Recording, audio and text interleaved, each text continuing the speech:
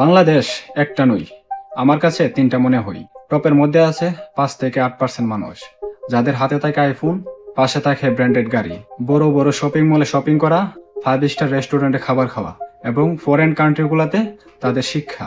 মূলত তাদের মাধ্যমেই কনজাপশন মার্কেট চলে।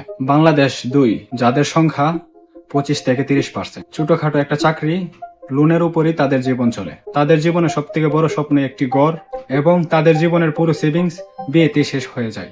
একটা দুর্ঘটনা বা অসুস্থ এবং মেডিকেলের ফি দিতে দিতেই তাদের জীবন শেষ হয়ে যায়। শেষ পর্যায়ে আসে বাংলাদেশ 3, যাদের জীবনে বড় কোনো স্বপ্ন থাকে না, দিন আনে দিন খাই, কাজ পেলে করে আর কাজ না পেলে তাদের 3 বেলা খাওয়ানি কষ্ট হয়ে যায়।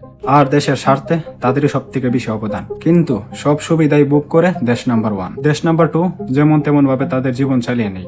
আর দেশ নাম্বার 3 কোনোভাবে 3 বেলা খাওয়ান পেলেই হয়ে যায়। আপনাদের কি মনে হয় কমেন্টে জানান। সবাইকে ধন্যবাদ।